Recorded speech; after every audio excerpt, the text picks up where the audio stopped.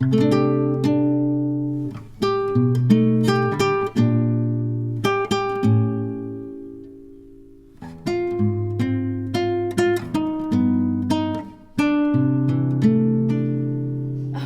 a hot question. Berkeley is creative, kind, genuine. Berkeley is honest, outgoing, helpful. Bro, it's chill. It's super fun. I laugh every single day, and nothing really stinks. And super, I don't know. Bro, can I be prepared for that question? Berkley is one of the funniest people I've ever met in my entire life. Super outgoing, super easy to get along with. I'm super grateful for him. He's one of my really good friends. Who is Berkley Barnes? To me, he's just Barnes. He doesn't seem that shouldn't change.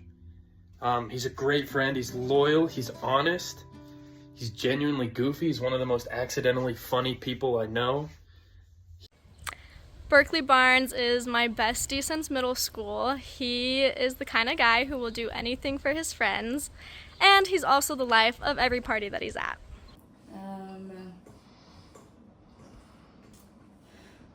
He's fun to be around. He's a disciple of Jesus Christ.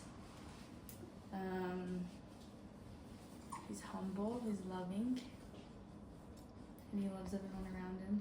He cares for people genuinely. And he's a close friend of mine. Who is Berkley Barnes? I think he's a lad that really likes stacking flogs. What away? He's compassionate. He's intelligent. He's creative. He's got a strong testimony. And he's a good American. He's a great guy. Hi, I am Berkley Barnes. This is a project that I've wanted to work on for a while. I didn't have all that stuff at the beginning to be egotistical or have a bunch of people saying nice things about me. I didn't tell them they had to be nice. I just wanted to know what they thought. Because people have perceptions of how other people are, and oftentimes we don't really understand the full story or understand why people are the way that they are. I feel like I have a story that I want to share. I've experienced a lot in my life so far. I'm 21 years old. The year is 2025.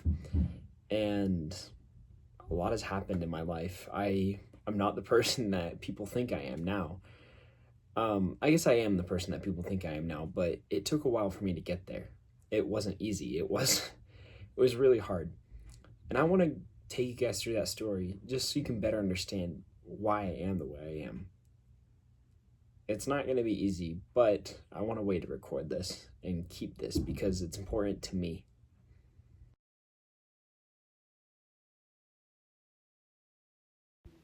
Okay, let's get one thing straight. My name is not Berkley. Well, it is, but not technically. While everyone's called me Berkley, my first name is William. William is my legal given first name, but everyone only knows me as Berkley. Berkley is where my identity lies. That's where I identify with. My parents always called me Berkley. I was never known as anything else. I was born of two goodly parents. They are awesome. They did so good raising me and helping me grow up. I was named after my great-grandfather, William Berkley, but they called him Berkley. So my parents decided to call me Berkley as well, and I was never called by my first name. Berkley is my brother. We were friends. I guess we are friends. He used to hit me. He threw knives at me. But he also was cool, I guess.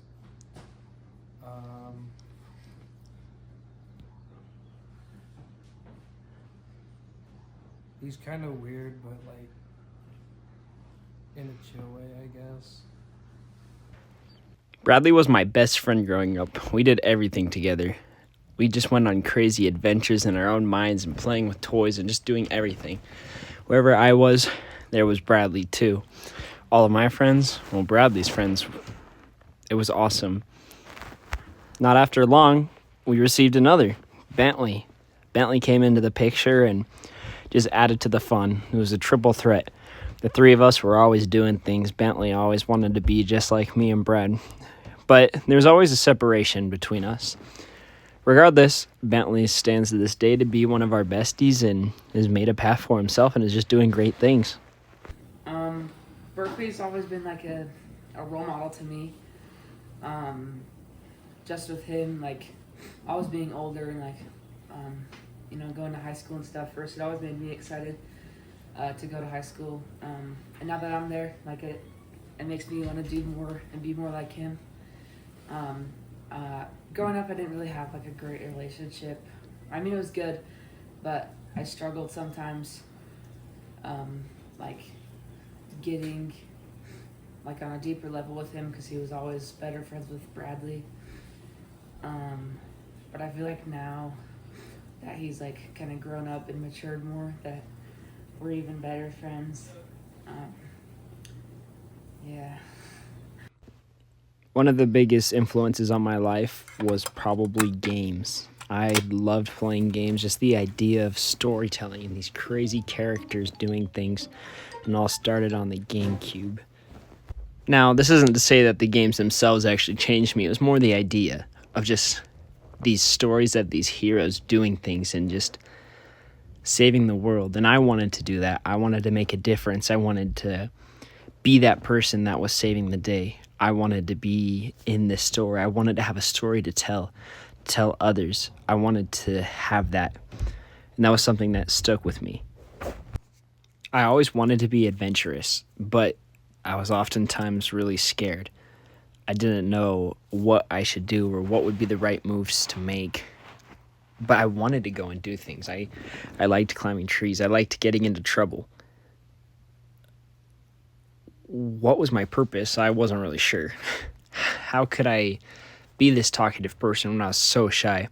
I was super shy. I really didn't talk to many people. I felt like I didn't have very many friends. I also had a short temper, and I got angry very easily. Never did anything too drastic, but still, it was an issue.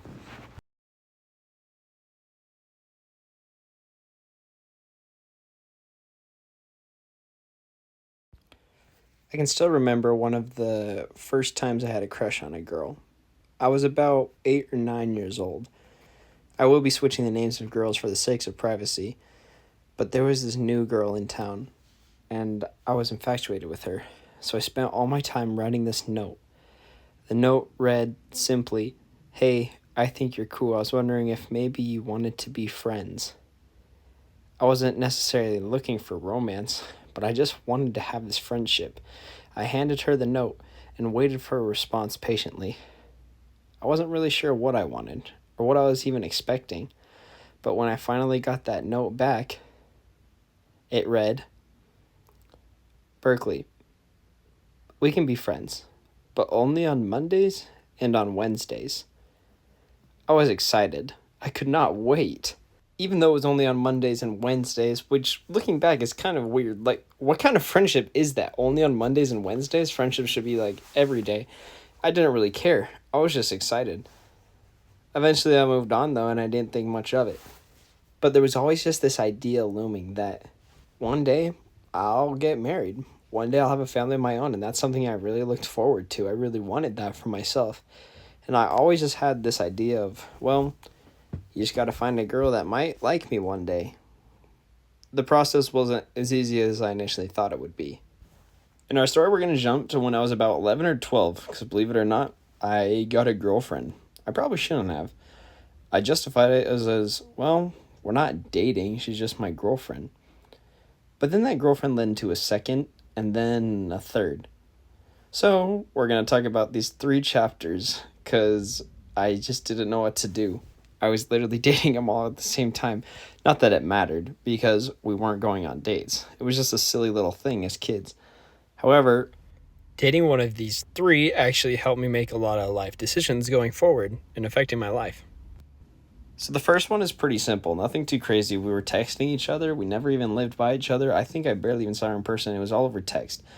I remember one night she texted, "Are you going to say it?" And I said, "Say what?" And she said, "I blank you." And I said, "I don't know what you're talking about." I knew what she was talking about. I just didn't say it.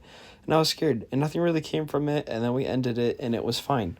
All right, girlfriend number 2 was whack. I was just sitting in class one day, and then she was like, I was just chilling. She pulls up, grabs my arm, just starts writing. I'm like, whoa, whoa, whoa, whoa, whoa, whoa, whoa. It wasn't her. It was one of her friends. And they just wrote this word, zap. And I was like, what? You probably want, what is zap? What the freak is that? If you don't know what zap is, it's perfectly okay, because nobody does. This was like a weird thing that my school had, because everyone knew what it was at my school, but nobody else. Basically how it worked is if somebody wrote zap on your hand, then it meant that you had to be boyfriend and girlfriend with someone for an entire week, which, oh my gosh, what a punishment. So this happened to me, and I was like, what? And they're like, yeah, Alex wants to go out with you. And not that she wants to, you have to. Alex was cool. She was like one of the cooler girls in class. And I was like, oh, okay, well, they're choosing me because she's cool and I'm lame, and they're just teasing her. And they're like, well, do you accept? And I was like, I don't want her to lose, so I guess I will. So for an entire week we were, and I never thought she actually liked me. I thought she was just trying to, like, you know, be nice. But she was being so nice. She worked so hard to, like, be nice to me and get me nice things and stuff. And I didn't realize that she had a crush on me because I had stupid head. And I wasn't thinking. Anyways, it kind of just ended because I didn't ever think it was real. But it was, and it was important to her. I think she might be lesbian now. Girl number 3 was the most interesting, and I'm going to be telling the story through stop motion.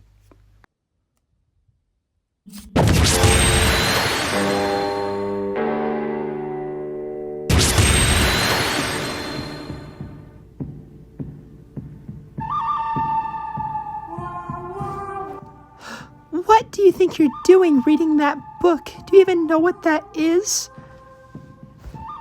What? What do you even mean? I don't even know what you're talking about. I just found this book and I was reading it. I don't really know what you even want me to say. This book is exactly what did it. The Christmas Box, written by Richard Paul Evans. Girl number 3 had a thing with the Christmas Box because there's actually a foster home called the Christmas Box House. And she actually went to this, and she told me that in this letter where she talks about it and stuff that she's been going through. Explained why it was important to her and stuff. I felt really bad afterwards, so I bought her some chocolates and a copy of the book, and I gave it to her for Christmas. Because I was like, wow, being a foster kid must be so hard, which it really is, honestly. So I got her a copy of the book with some chocolates. And after that, it led to another note. This one. And it says, don't show anyone. However, that was in 6th grade, and that was a long time ago, so I'm sure it doesn't matter anymore. But in this book, she talks about how it's fun dancing with me and asks if she wants to date. And, do you have a girlfriend? How old do you have to be to date? Will you date me? P.S. Right back, and yes, I have a crush on you. Right back before the end of the day. So, of course I had to do it. Later down the line, other stuff went down as well. Nothing too crazy. I probably didn't give her all the attention she needed because I was dealing with other girls as well. We got this other one that said, don't show anyone. Smiley face on that side as well. And it says, Burke, are we still boyfriend and girlfriend? So, yeah. Surprise, we are not still boyfriend and girlfriend. So, girl number 3 had a big thing. She was a theater kid. It was something that was really important to her. And she got into a theater class and was trying to do all of that stuff. And she told me, she said, I want to do theater with you when we go back to high school together because we're going to be in the same school. That didn't end up happening, but that's what we thought at the time. She's like, I want you to do that too. So I was ready. I was going to do it. I auditioned for the 7th grade musical theater, and I was going to my baseball class. So, of course, not class, you know, baseball. I was a kid, so I put on my baseball cap, and I've been there, and I sang my heart out. Everything is awesome. Everything is cool when you're part of a team. Everything is awesome. And I didn't get the part, and they didn't let me in. I did a monologue from the Adam Sandler movie Billy Madison. So yeah, I was not accepted in musical theater. And I was like, well, frick. So I took a theater class instead. Now to clarify, I am not a theater kid. Everyone has been saying I've been a theater kid my whole life. Everyone thinks I'm just obsessed with plays and musicals, but it's not true. You've probably been wondering, all these stories that Berkley has been saying about these girls hasn't gone anywhere. What's the point? Why are you telling us all this? It's because of this. It's because I took a theater class, and that has made me who I am today. And I had to talk about it because it's happening.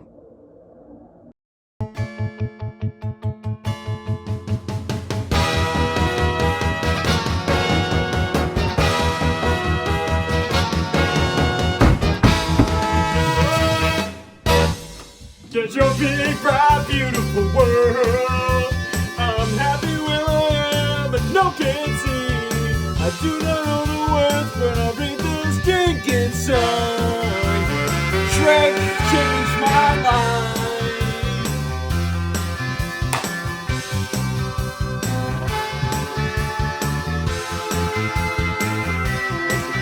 A lot of things happened in my life when I started doing theater. And let me say again, I'm not a theater kid. Mind you, in this class, we didn't have any, we weren't acting. We weren't doing any acting. We were just learning about plays and how they influence history. As we can see, there is a lot of plays, and we watched a lot of them in this class. And I kind of started developing this love. I was like, wow, these are like kind of cool. Never acted. Never once acted. The theater program was pretty big in my school. They made a big deal about it all the time. And they had this special program called the stage crew. Now, the stage crew was just the people that build the sets, and we're on the back that would help do all this stuff. And they only chose a certain number of people to be in the stage crew based off the people who took this initial introduction to theater class, which taught you about the theaters. So the teacher came up. I was one of the three that she invited to be a part of the stage crew. So I was like, okay, well, I'll take this opportunity. Why not? I'll go into stage crew. Mind you, I was a quiet guy. I didn't talk to anyone. I was super shy at this time. I didn't really do much. However, I was going into stage crew, and that was going to change my life. So I got to the stage crew, and there was hardly an introduction. We had one day where they showed us where the tools were, and then we just got to work. They're like, okay, brainstorm. What do we want to do? How do we want to do this? The play we're doing is called Into the Woods. You haven't heard of it? No, you haven't? It's fine. You'll figure it out as we go along. It'll be easy. So for months, we're working, making sets for this play that I never even heard of. I didn't know anything about it. And we're building trees. And she's like, we're going to need a bakery. Build a bakery. And we're like working. Dude, I learned so much about power tools and all of this stuff going through it. But the best thing I learned about all of this wasn't about the play. It wasn't about Into the Woods or any of that. It was people. I was learning a lot about people. There was all these people that were in here that were so weird. Super weird. They'd go around going, hey, shrimp, why don't you come to my place and we're going to go play some games? I was playing Sonic Adventure 2 last night, and now I'm feeling a little bit crazy. They would talk about all these things. Now, I liked video games. I mentioned that before. This was something that was kind of important to me. However, I wouldn't dare tell anybody I played video games. It's embarrassing. I didn't want to be embarrassed. I was in junior high. I thought everyone was going to judge me. So I never once talked about my love for video games. But to watch these people just come out, and they were just chill with it. They weren't embarrassed at all. They were very open about sharing these ideas. Like, oh, I think this is cool, and I like this, and the Avengers are awesome. And that blew my mind. I was like, wow, you can be passionate about stuff. And these were cool people. To me, they were. Granted, a lot of them were still theater kids. A lot of them were still kind of, not to be discriminatory towards theater kids, but I am. So I learned a lot. I learned a lot about people and who they can be. I loved stage crew. I made so many friends, and I started coming out of my bubble a little bit. Not a lot. I was still shy, but around these guys, I opened up. I wasn't embarrassed to talk about the things that I liked. I could tell them about Mario Brothers. I could tell them about all these things. and it wasn't a problem. So where am I going with this? Well, down the road, I learned a lot.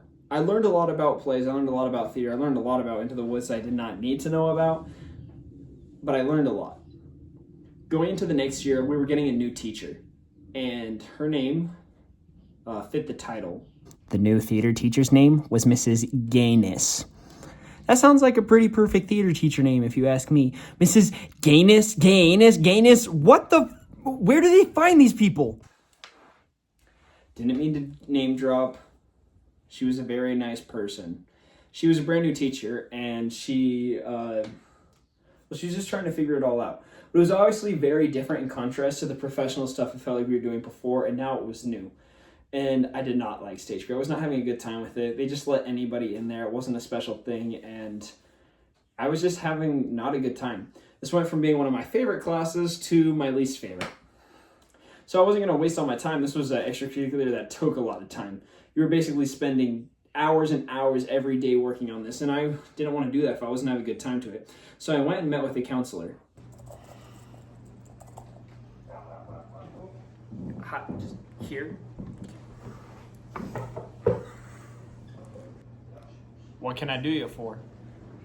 Well, I'm in this sticky situation. I have this class, stage crew, and I hate it. I don't want to do it anymore. I want to replace it. I don't even care what. Just give me something. Okay. Well, all I got here is dance and a really hard math class. I'm a freak. I can't dance. It's for gay people. But I can't do math. I suck at math. Sign me up for dance. Okay, dance it is. Get out. Okay, so I really did not want to do dance. I thought it was weird, especially ballroom dancing. But I ended up falling in love with it. I was actually really good, and people kept asking me to be partners. There was this one girl in the class who's going to be really important to our story. We're going to call her Taylor. Taylor was one of the best dancers in the class. She was amazing. One day, I was sitting in the corner with a bunch of dudes not asking anyone to dance because I was awkward. And the teacher came over and said, "Go ask those girls to dance." So we went over, and I wanted first dibs, so I was the first person to speak up, and I asked Taylor, and I said, "Hey, will you dance with me?" And she said yes. And from there, we became really good friends. From that moment forward, Taylor always asked me to be her partner, and she'd invite me over to her house for pizza parties and stuff like that. And it's like, "Oh, and let's practice ballroom." And we did. I ended up going to classes with her outside of school, and I just kept doing it. Something that I once thought I would hate so much ended up becoming a huge part of my life. And I was never, incredible, but I liked it, and I liked the feeling of dancing. It made me feel good. And I didn't even care if I looked a little bit dumb while doing it. Right here is a video of me dancing. This is one of my practices, or I filmed myself so I could see how I could improve and become better, and I ended up becoming better and performing on stage a couple of times and stuff too. It was a really great experience for me. I really learned a lot from dance, and it really helped with my confidence and just being acceptable with who I am and my body and all of that stuff. Dancing really helped me grow into a better person, and I'll always be appreciative for that.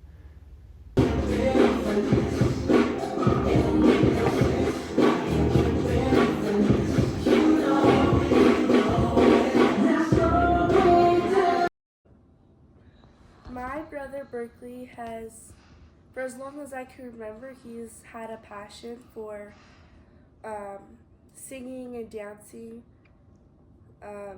and playing instruments.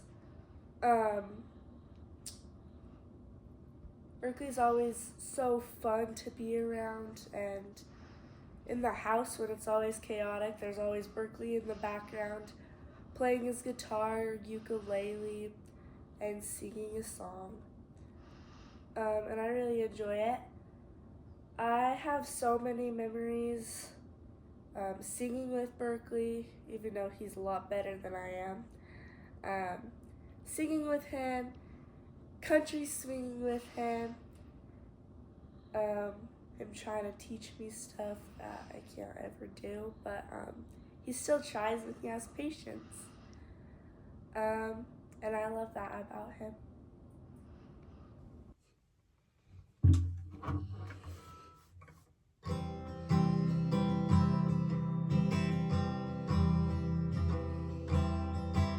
After spending so much time with Taylor, I might develop feelings for her. Her parents say we should just be friends, but maybe I don't want that to end. So I'll be friends with Taylor. I'll be friends with Taylor. We did everything that we could together, but never anything else, 'cause we're just friends. We'd go on adventures and run on the mall, but don't you know that we would never call each other yours and mine? Taylor was never really mine. Now I'm going to shows with Taylor. She was an actor. She would go and do this all the time.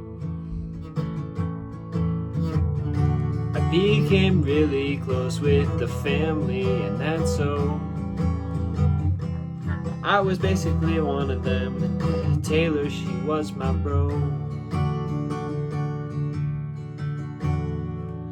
And that's when Taylor wasn't just my friend. She was more like a sister to me. Now that I've got my sister Taylor, dating her just couldn't really be. And though it's true I might have liked Taylor, she wasn't for me, she wasn't for you. So I'm still singing about Taylor. She really never was my friend,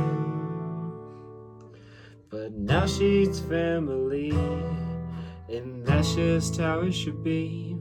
So I said goodbye to my Taylor.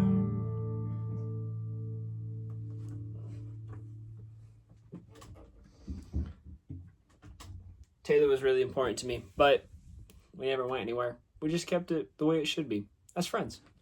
And it worked out good for us.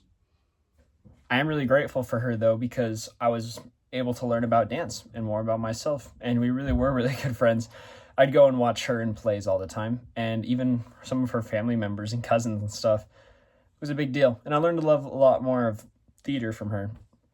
But I'm not a theater kid. I'm not a theater kid. I'm really not. But I do appreciate art. It's important to me.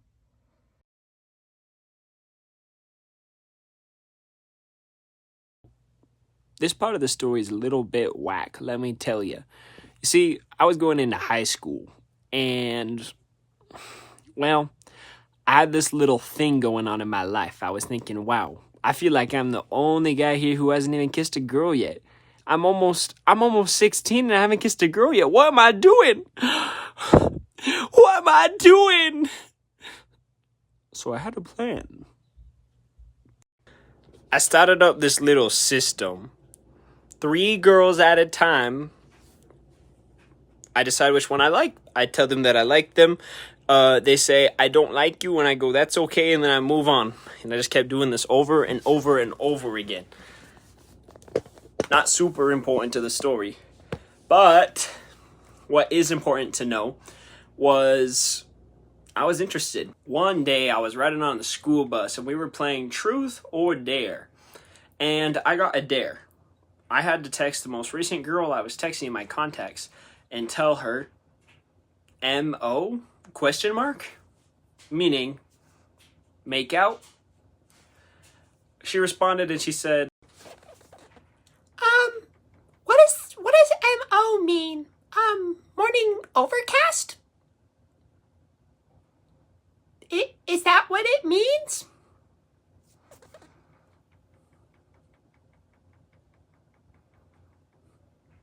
yeah, that's what it, yeah, morning overcast. Don't worry about it. Yeah, no problem. And that was it. I thought all was good. I didn't think anything of it. Until I received a phone call later that day. Berkley,